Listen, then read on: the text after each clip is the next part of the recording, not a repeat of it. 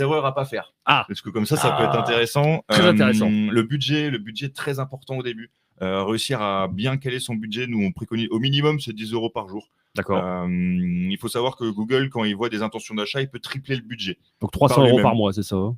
10 € par jour, c'est ça. Globalement, c'est à peu près ça. Par lui-même, du coup, il peut tripler le budget quotidien, donc dépenser 30 € par jour. En fait, il y a pas mal de petits trucs qui font que le budget peut vite partir. Donc, ça veut dire qu'en 4-5 jours, vous n'avez plus d'argent et vous faites mince.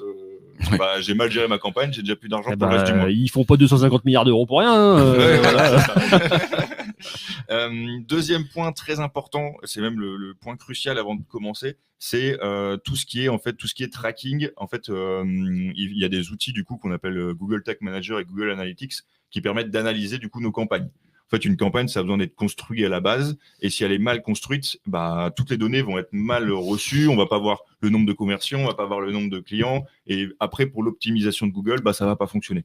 Donc, avant de commencer n'importe quoi, il faut du coup bien régler sa campagne et bien utiliser ces modes de tracking. Et le troisième point, c'est de tester. Donc, de continuellement tester, donc écrire de nouvelles phrases, écrire de nouveaux mots-clés, tester plein de choses parce que de temps en temps, une lettre, un nouveau mot, ça fait exploser. On ne sait pas pourquoi, mais... et donc, il faut la garder. Faut la garder. Pour vérifier, ça marche, lui, il marche, on le garde. Tous les jours, pas tous les jours, mais si vous êtes à votre compte et que vous vous lancez, vous faites pas une fois par semaine, vous prenez 20 minutes pour écrire de nouvelles petites phrases, écrire de nouveaux petits mots. Ok. Et on essaie d'appliquer tout ça et ça normalement ça ira. Super. Normalement. Il est vachement rassurant. Alors, quand il y a normalement dans la phrase, c'est bon. Il faut s'inquiéter, mais bon, non, en fait. Parce que j'ai déjà donné ces conseils beaucoup de fois et après voir s'ils sont bien appliqués ou pas.